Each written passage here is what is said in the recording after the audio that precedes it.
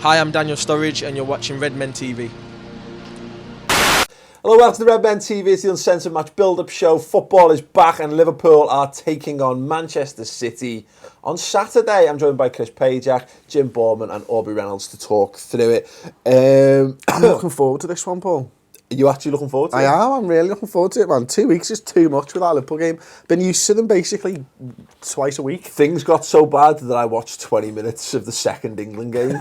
That's the most England I've watched since the major tour. The first 5 minutes and then decided to put the Seahawks-Cardinals game on from Sunday night. Good. It was a good decision. Excellent.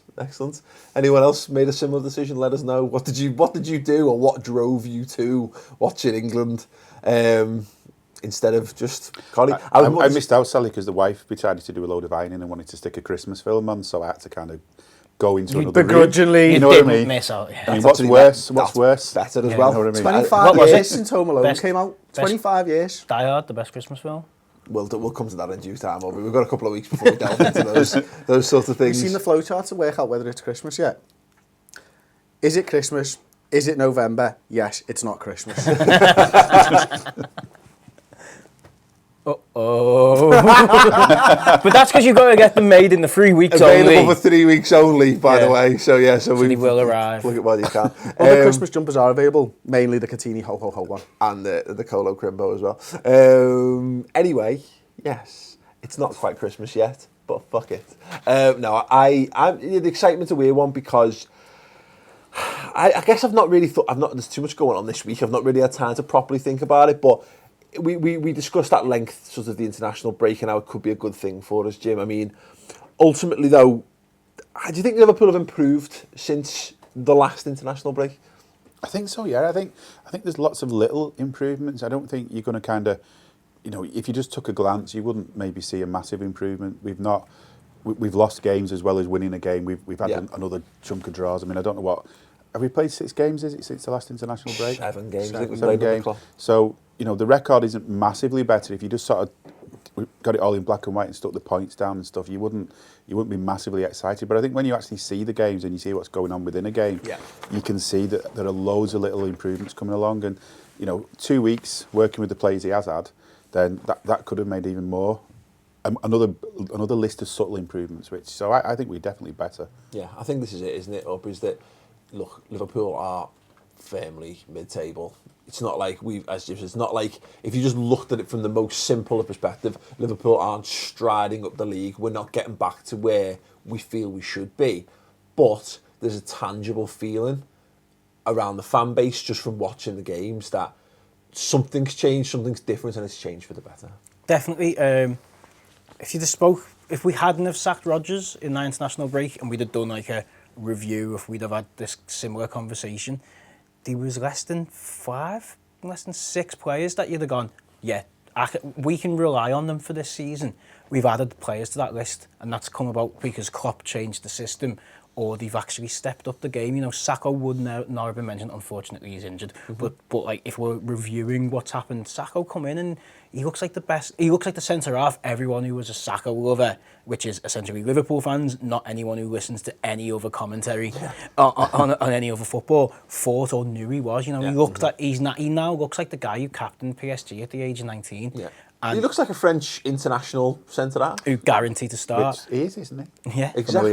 Well, no, exactly. But, we have these, you wouldn't think it, given how little game time he got and how many people were so, what's the word? Well, just weren't convinced by him. And then you got Moreno. Moreno's back in there. Lucas has come firmly back. Lucas was almost loaned out, and it was only because, probably we'll never know, but I imagine we missed out on a target, so we cancelled the Lucas loan.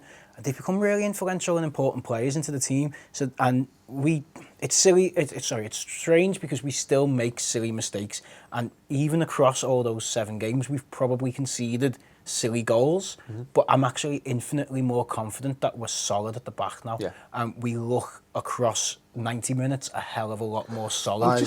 We just look more committed as well. It looks like there's players every player goes out there with a point to prove. Well, I think because nothing's set in stone under Klopp. If you work hard and you perform well, I think he's going to you're going to win a place in that side. I think Moreno, Lucas, Sacco, as Aubrey's already talked about, have all got chances and opportunities, and I think that right now is a good time to be a Liverpool player. You know, every one of these players in the squad will have wanted to work with Klopp. I think the first 7 games has probably just reaffirmed what their thoughts were. I think they all look like they're enjoying themselves. They're probably all wanting to go in and learn something new in training every single day. And you can see the team developing over the last 7 games. And we're nowhere near the finished article, and we won't be for a year or 2. Yeah, I think that on erring on the side of caution, I guess, and I think it's something, Jim, you sort of hinted at there, is I think we've got players who we thought were absolutely shit. There are very few players I now look at the squad and go, oh my God, he is the worst ever. Because ultimately, if they are the worst ever, you can tell that because they've not been anywhere near the team. Enrique. But, you know, we're at a point where I think the players who we, by and large, written off, and I'm talking about, let's say, Dejan Lovren, let's say Moreno, have at least, whether you love them or hate them, have gotten themselves up to a level where I don't wince at seeing their name on the team sheet anymore. And I think there's players who've gone beyond that. What I don't think we've had yet is that no one's made themselves a superstar yet. Mm-hmm. You know, because Coutinho and our best player, we had this doing the stock exchange show, his stock has risen because he scored those important goals. He scored against Chelsea. He scored 2 goals against Chelsea in particular. But I wouldn't say that his performances have been to the best of what we've seen from Coutinho yet. We've seen better from Firmino, but he's not become the go-to guy yet. We've seen better from Benteke, but still. So I think that's very much still to come from Liverpool on this side. I don't know what you think, Jim. No, I agree. I think there's still a lot. There is still a lot of that to come, and I think what you're interested in when you're saying that these players want to play for the manager, they wanted to work with him. They all want to play for each other as well, which is something true, yeah. I didn't think we had a year ago. Yeah. It was like 11 individuals, and now it does feel like there's a team, and it does feel like they're enjoying it, which is a massive thing. You know, why the hell did you get into football in the first place as a player, as a kid? No, absolutely. Because you love it. If you didn't love the game, you never would have kicked a ball, would you? You know, you'd have been trying to get out of PE and stuff at school. So you know, they love the game. They're getting back to that. They're playing for each other. There is still a lot to be done. It's these little subtle things that are making a difference. The way he treated Ibe, for instance. You know, that's a young lad who's going to make mistakes. He's obviously got potential. He needs nurturing, and the way he's doing that seems to be good. You know, and this is what we're going to see with others. That'll be going on with other players as well. That maybe not so in your face, because he's not actually got the arm around him in front of the cameras at the end of the game. He's not slapped them in the face. But you know, I want to be on the receiving end of a Klopp slap one day. Redmen viewers, get me in front of that man. Get him to slap me. Get Chris and Klopp slap. Could be a charity thing, couldn't it? You could have slap for charity. Yeah, we could say it was for charity. Red nose there. You just slap, what you missed. Slap for fun. Yeah. Yeah. No, I agree. I said generally speaking, the feeling of positivity, it's amongst the players. You can see it. It's amongst the fans, and it just needs that. Because a lot's been made about like the atmosphere and all that kind of stuff, and we're not really going to get into it now, but I just contend that Liverpool get back to being a competitive force. So I think we'll get that belief back by just winning football games again, and us genuinely getting back to not just having the faith that it's all going to be good, but faith founded on something. Because I think that's been the criticism sometimes, and you know, I'll genuinely just love Liverpool and I'll believe the best regardless, but I think that faith has been eroded away because we've seen Liverpool over the last 5 years just slip down to being not mid-table, but you know, lower top third of the Premier League. We need to get back to having that belief that we can win any game, we can beat anyone on the day, and once we get that back, I think we'll see Liverpool start to flourish. But the new big news this week, and this might have gone completely tits up between the time of us filming this, because that's how he rolls. Daniel Sturridge back in training. If he is back in training and he manages to complete the full week of training, Aubrey, is he worth a place on the bench? For me, I think he's not going to, because Klopp came out and said he needs 10 days, and the 10 days won't make... The 10 days don't... Is it 10 working days? Yeah, it's 10 working days. If it's the time it takes for people to post something, no. It's like 6 weeks, isn't it? Yeah. But Daniel Sturridge is not back for Christmas. For me, I would have him on the bench. Unlike Redmen TV, Christmas Jumpers. specials. well Yeah, worked. it's 10 shopping days, isn't it? That's what it Yeah, is. I personally would have him on the bench because I think he can be an impact player. We've seen in the past that the one positive thing out of how often he's injured is he kind of comes back and scores straight away, doesn't he? So he has got that in his locker, and I think former club, City, which would help. And he's got an ego, and he's going to have something to prove. So I think the closer he can get back to the team, but I don't think Klopp's going to play him that way. And it's probably, I've still got that reactionary passion of get him in there and get him scoring goals. Yeah. Let's just get him sorted. Let's just get him right. Let's treat this properly and have him. If we can do a deal now where he doesn't play again for us this season, but he gets 2 years injury free at the end of it, we should all be clever and take that deal. Yeah. Which you can't ever do anything like Also, that. who but- we'd make that deal with, Trying to what think there, we'd have to give him, what we'd be giving up in return. But yeah, I think this is it. Jimmy, under Klopp, I'm having to reassess the things that I take for granted about football. So Daniel Sturridge is back in training. Prior to Klopp, I'd be like, he definitely is at least on the bench, and there exists the possibility because it's Man City, you might even get him thrown in. But he surprised me with so many things and even he laughs off so many things that we accept as normal that I actually wouldn't be surprised if he literally went, "You know what, Divock, you're on the bench for this one, Daniel, unlucky." Just so Sturridge, who knows he could be involved, stews on it a bit. You know what I mean? So maybe you get him even more hungry to come back the week after. There is psychology involved, however you look at it. I think, for me, if he's not fit enough to be on the bench and it's a risk to put him on the bench, then you don't take the risk, because I'd rather do without him for another month if it comes to another 2 months, whatever, if you can do these magical deals. But I'd rather do without him for a few weeks and then have him long term if possible. And we need to find out whether that's even possible, even if we do without him a few weeks. I think he's been rushed back in the past. I think this time last year we were probably arguing about what Roy Hodgson had done to him and stuff like that. So he's got a record of breaking down when he gets rushed back too quickly. So let's hang on. If there isn't a risk, though, I'd have him on the bench for another psychological reason, because like Benteke up front sees Sturridge on the bench and thinks, is there room for two up front in this squad? Am I going to keep my place? See him on the bench for the What do you reckon, Chris? I'm with Aubrey on this. I think from a personal point of view, I definitely have him on the bench, but I don't think he's going to be on the bench. And If he's fit enough to train, if he's fit enough to be in full training, then the logic should follow. And I know Daniel Sturridge has his own injury and fitness logic, his own injury and fitness planet that exists in a separate universe to the rest of us. Like, but there should exist the possibility that he should theoretically at least be able to. no, I think at this point, I think the idea that Klopp has come with is, you prove to me that you can survive 10 days in training, and then I'll put you into a game. If you can survive 3 days in training, it's not good enough. Yeah. He's not going to be anywhere near match fit. He's missed 7 games, has he, with a knocked knee, a sore knee. Aki, we play 5-a-side with him. He misses the same amount of games for stuff like that. Like, it's bullshit injuries, you know what I mean? Sturridge isn't that bad, mate. Sturridge isn't that bad. Mr. Glass. I have heard stories. I mean, and again, you never know what stories to believe, but there sometimes are stories that he's kind of a bit weak-minded almost, that player would play on with that injury. In fact, to the extent that player actually needs bringing off the bench because you're going to really do yourself some damage. Sacco. Do not get on the pitch. Yeah, Sacco. that was mad. We tried to stick his kneecap on in the centre circle and carry on. It's all right, boss. There was a Gluing corner. it in. So it's the flesh wound. It's tape. It's just the flesh wound. yeah. But yeah, that's it. With stories, there are these stories that he's a little bit weak-minded in terms of coming back from injury. We need to conclusively put those to bed, and I think what's something that. But the only way that you can do that, I think, is you need to make sure that he feels fine with that. So, for example, I always use NFL as a basis for comparison. Carson Palmer has an ACL injury last season. Now you can see when he's playing Carson Palmer.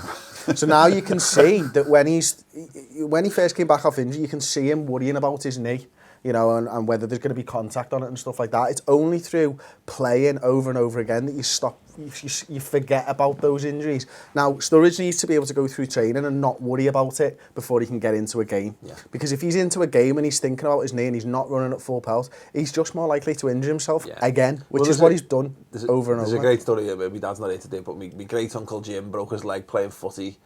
Year later, all healed, came on, first game back, broke his leg again, because it's that, you know, you're The more, fear if you, was- yeah, exactly, you don't fully commit to everything you're doing. But what I'm getting at in terms of the getting over it mentally is that Daniel Sturridge at the minute knows that he's so good that the second he's remotely fit, he goes straight back into that team.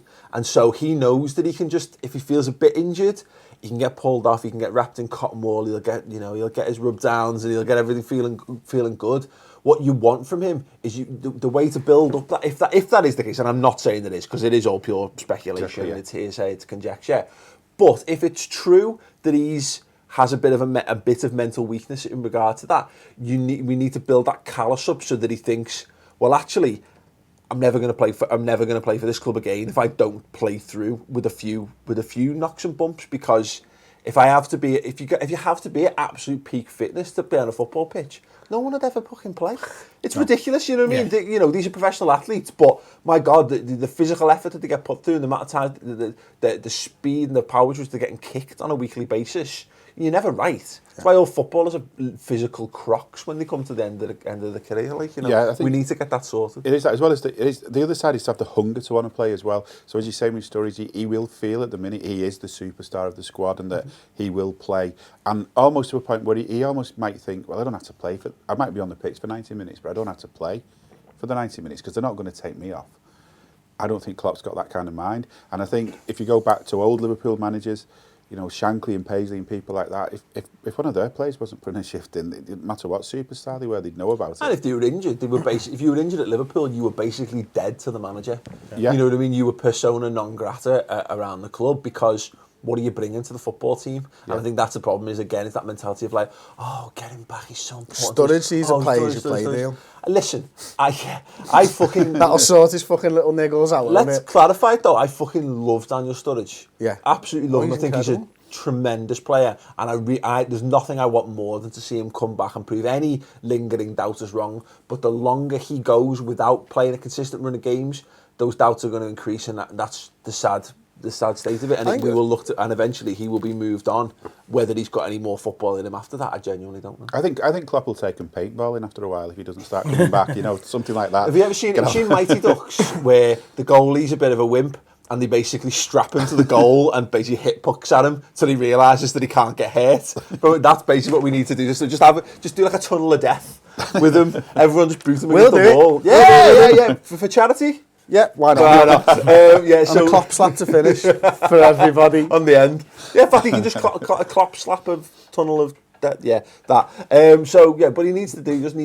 I think he just needs to get over that. And listen, let's be fair on this. We're saying these and making these judgments. I'm trying to say these are not cast iron. He could just be, you know, desperately unlucky with injuries. It does happen. But you know, I don't want to paint him into a Harry Kewell pose or position or mould just yet. Anderton. But I think he's been holding that paintbrush for a while, hasn't he? Painting. He's got the canvas is ready. It's primed. Yeah. You know, it's all ready to go. But that's He just stenciled the drawing. Yeah. Should we go back onto City? Well, this is all part and parcel, isn't it? He's not involved. Yeah. Nothing to do with Man City. He's not playing. Are City the worst team we could face right now? No, not right now. Who are the worst team we could face right Who now? are the worst team? Arsenal We could face away. Man United or Arsenal? At home? Yeah, why not? No, you know, if it's a magical world where I can pick the worst fixture, it's Man United away right now, because they're just shit and they're still fucking getting results. Yeah. And it's just pissing me off. Yeah. Man City, anyone can beat Man City if you have a good day, I think. I don't think they're one of those teams that And will if they just have a grant- bad day. Yeah, and if they have a bad day, sorry, yeah, that's right. Everybody's got a chance against Man City. Whereas, you know, Arsenal at the moment, I think they're not having bad days. Man United are having bad days and still getting victories and draws and stuff. So, yeah, Man City, they're a good side and they're probably going to win the league, mainly due to Arsenal's failings. But they're all there. But the thing is, those two teams, I guess, Jim, it's maybe less specifically City, but more the fact that it's one of those big games. And having come off the back of the defeat prior to the international break, we've had a chance to reassess, regroup, get some injured players back and what have you, to then go up against a team that you can lose that all day long. You can go to the Etihad and you can come away with nothing 9 times out of 10, and all of a sudden you've lost 2 on the bounce, and you're having to, just for that. That's why I have a little bit of fear around it, because it would have been nice just to get I don't know what an easy fixture is this season, because we seem to lose them as well. But just to get a fixture and get a good solid win under our belt might have been a good thing. It could have been. I think again though, it's this psychology thing, isn't it? Because we got beaten by Crystal Palace at home. It's a team you would as good as they're doing this season, and they are much better than they have been for a few years, I'm sure. They're still a team you'd expect us to beat, and maybe that's the problem. You go in as a team thinking we expect to win this game. With City, it's different. You raise your game, don't you? So yeah. It in some ways it is bad, but I think it's true. All these cliches. There's no easy game anymore in the Premier League. It is difficult to play anybody. Yeah.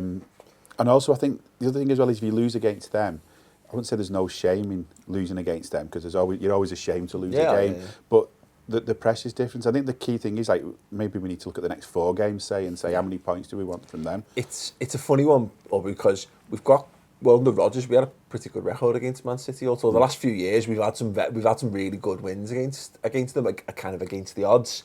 And it's funny because whereas Chelsea had a bit of a hoodoo over us for the last particularly under Rodgers.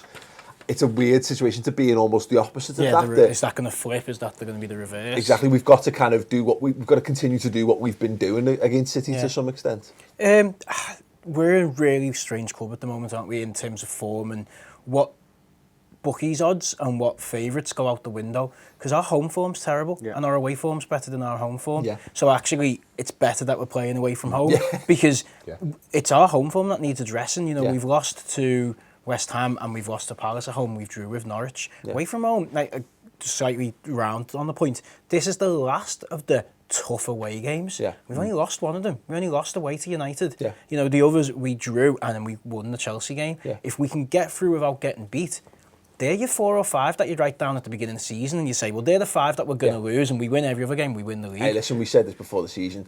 Go and draw every one of those away games, and then hope that the second half of the season you can go and put them to the sword. And we're a point above par on that, because we lost the one against United, but we beat Chelsea. Yeah. So the City one it's tough.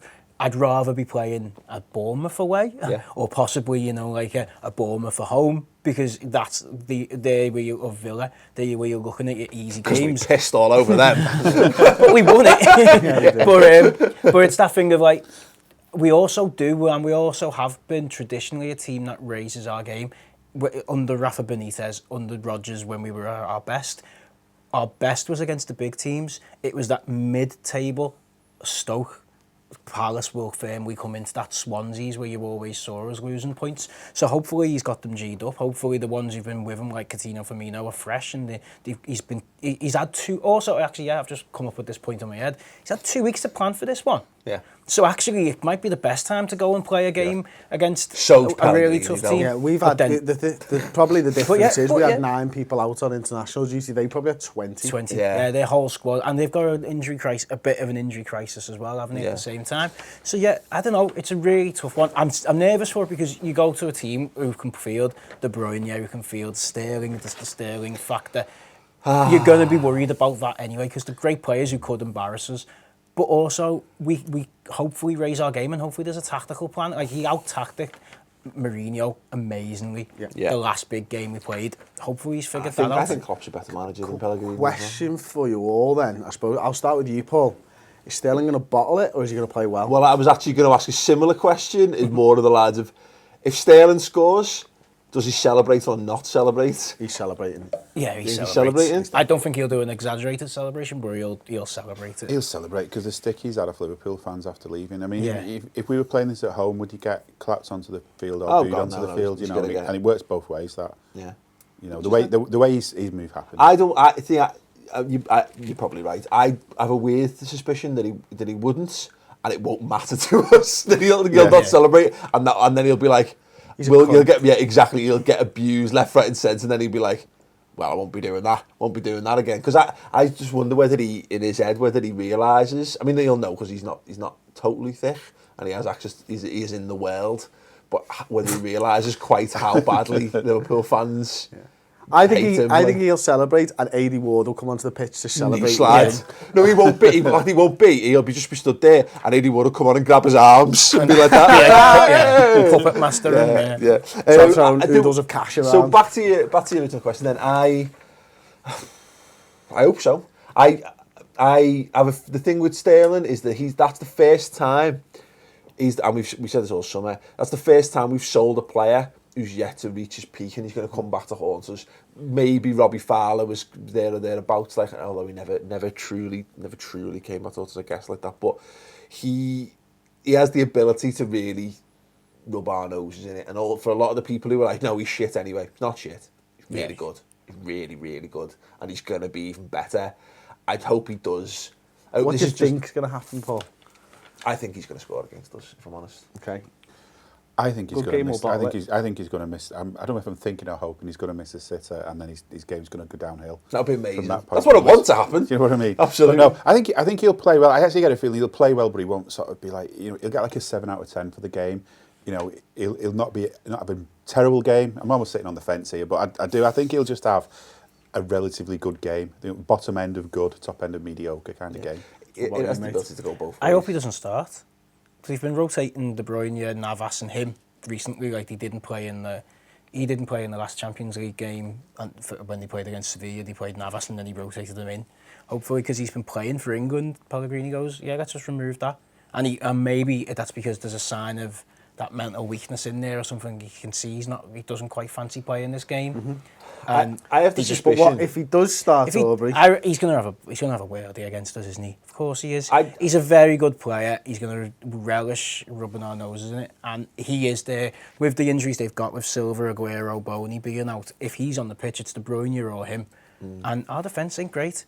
Yeah. Unfortunately, I genuinely think that how this game go will depend upon if he starts, what kind of performance he has, because if he has an amazing game, it generally means that probably Man City are probably all round having an amazing game, and that's going to be a real concern for us. If we've shut players like him down, I think that says a lot, because it's the whole story of it, isn't it? You know what I mean? They're massive money signing. He's got loads to prove against us. Blah blah blah. If we literally just make him a non-entity in that game, I think that sends a big message to the rest of the team. It says, hang on, where's he going to play? Who's he going to be up against from us? Milner's pocket. That's what I was thinking, because Milner's playing against his old team, isn't he? There's the big story. Everyone's missed you. No, apart from Sky, you've been milking it all week. Yeah, but no, and then the Milner thing. Well, it's both. It's one to blue, always one to blue, one to red. They've missed a bit where Sturridge comes on in the last 2 minutes and scores against his old club. Absolutely. You know what I mean? Yeah, that's the real story here. That's the thing, though. The truth is, none of these stories will happen. That never happens, does it?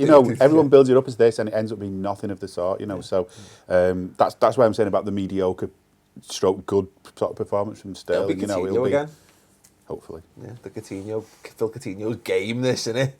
He fucking loves a bit of Man City. And he's been playing for Liverpool for 2 weeks in training. You know what I mean? He's not been off overseas getting confused by different tactics by different managers. No, absolutely.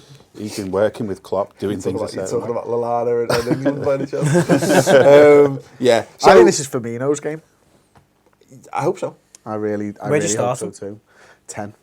You play him in the 10. I think he might do the false 9 again, the way at Chelsea team. Chelsea, didn't it? Yeah.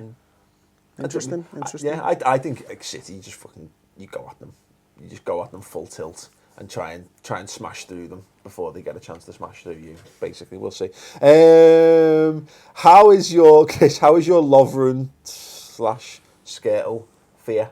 I've not really thought about it for a couple of weeks, so it's naturally sort of subsided a little bit, yeah. But now that you mention it, it's bubbling up under the surface again. I don't really want to see the two of them paired together. And De Bruyne, Sterling, Navas, Boney, yeah, it's pretty bad. I really hope that this could be a turning point for Dejan Lovren, Jim. All he's got to do is go and do what Daniel Agger did to Torres, and just go and plant Raheem Sterling, put him into the sponsor boards, put him into the stands, and have a good, solid game. And there you go. You've just won your way into the hearts and minds of Liverpool fans. That's it. That's the kind of thing that makes you a hero for Liverpool fans, isn't it? And you know, mortally wounding exactly. Rival players. players, yeah. You've plenty of old players now that'll tell you, that'll be the first thing they tell you about when they did something to some other player. You know, even better when that other player limps in and shows that he needs crutches for the rest of his life or something. No, only joking before anybody takes that seriously. That'll be a vine tomorrow. Absolutely. It is a big thing. I mean, actually, it's not just the Lovren Skirtle. I think it's the Lovren Skirtle Mignolet triangle that puts me in fear. Yeah.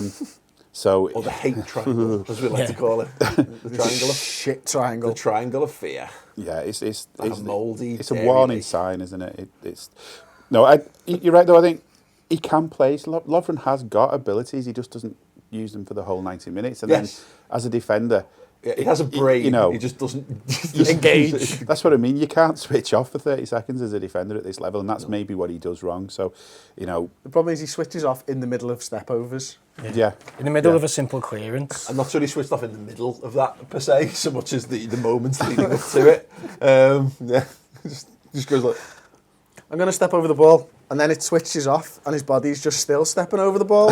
And hang on a minute, you got to stop doing this, Dejan. Exactly. It is an old one, but the literal headless chicken. Go ahead.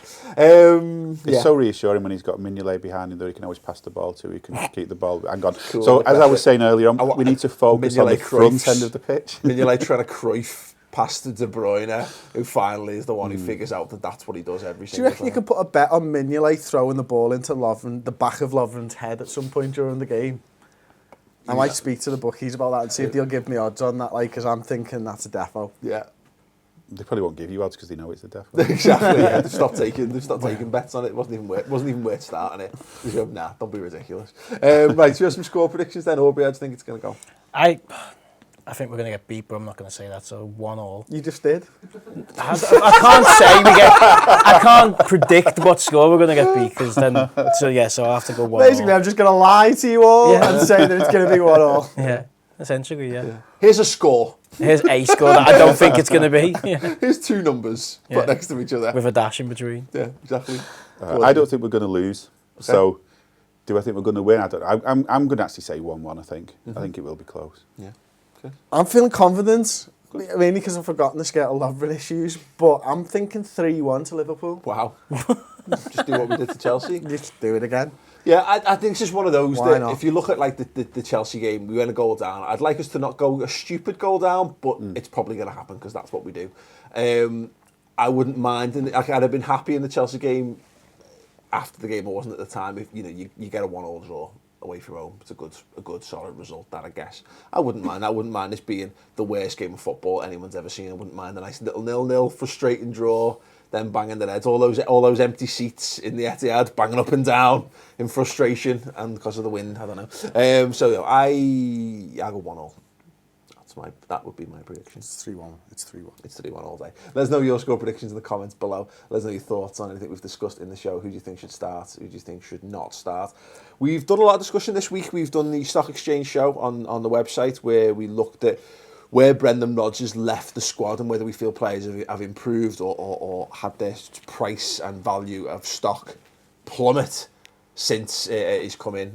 Check that show out on redmentv.com. There's been a formation show. We've done a loan roundup as well. We spoke to a lot of people who support clubs where Liverpool players are out on loan to get their expert analysis. The Ilori one is spectacular. Definitely worth checking out. Go on the redmentv.com and check those shows out. If you're moderately interested and you need something fancy to wear for your Christmas party, Christmas jumpers, Christmas sweatshirts, go for it. Oh Christ, I choked on my own tongue. Go for it. Go and check those out. We'll annotate all that stuff at the end of the video. Thank you very much for watching.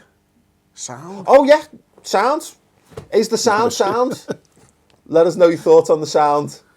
If you sound in the comments below, that'd be great. Thank you very much. Ta-ra. Okay, Redmen TV Christmas sweatshirts are available now. You've got Merry Klopmas and Coutini. Ho ho ho. Because it's Christmas. See what we did there? People like that shit. See what we did? Where are they available from? Ho ho ho. RedmenTVshop.com. No, RedmenTVshop.com. It's a branding thing, but anyway, click through there. They're available now for 3 weeks only. Get yours while you can.